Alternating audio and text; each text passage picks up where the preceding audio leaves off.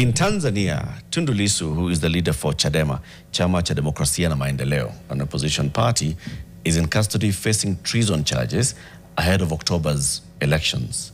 And he's been pushing for some reform. You were to attend his hearing today. Why is he facing treason charges? For merely demanding that there should be reforms before elections. I do not know since when demanding for reforms and protesting by saying if there are no reforms, they will not participate in the elections became a criminal offense. Tundu Lissu is the biggest challenger of Mama Samia Suluhu, the president of Tanzania. Treason charges are political by nature because it's the incumbent saying, you want to overthrow me through unlawful means.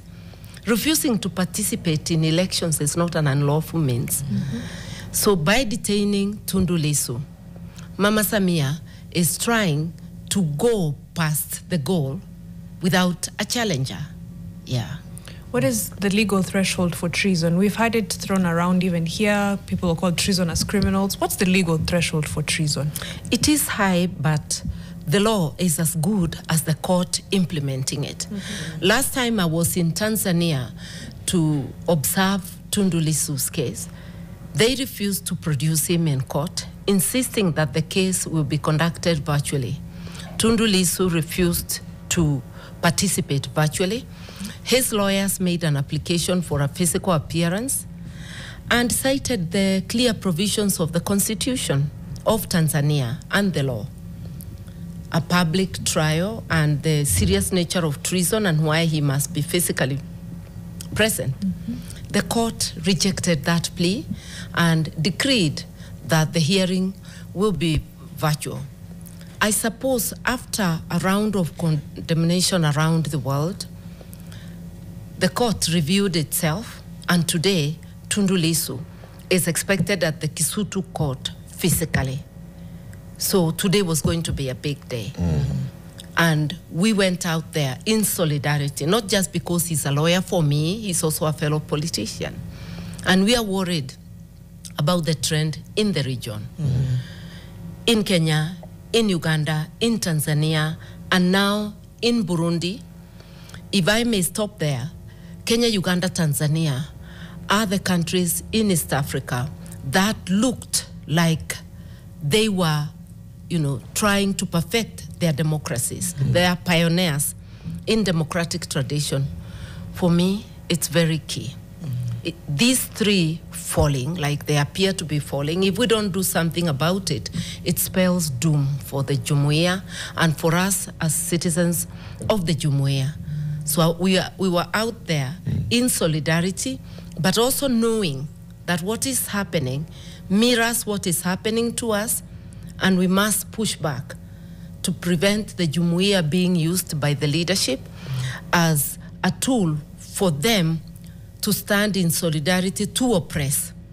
We must stand in solidarity as citizens to push back. Yeah, I was going to even ask, but you spoke to it. I was going to say there seems to be this sinister coordination with these different states.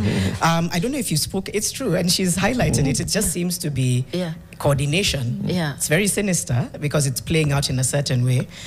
You may have already spoken to it, but what actions do you intend to pursue in light of this deportation and everything that happened over the last few hours? I think my host, the East African Law Society, will help us take action. The deportation is illegal as per the constitutive act, which is the treaty of the Jumuiya.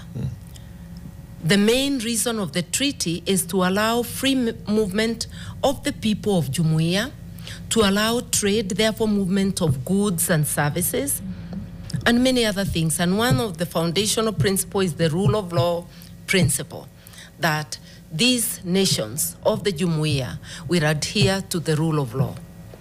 So Tanzania has not only violated the East Africa Treaty, I believe they've also violated their own constitution.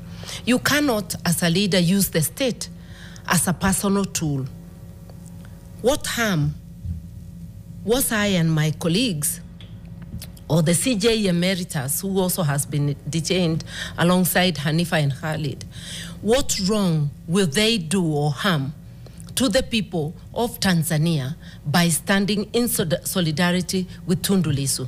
Maybe it will irritate Mama Samia and her CCM adherents, because they'll see that they support for fairness to Tundu Lissu. Maybe if they have no intention of having a fair trial, that's an irritant. So the state cannot be used as a personal tool. You cannot deport people whom you don't like or who are not aligned to your views. You deport criminals. You deport people who have broken the law. We went legally.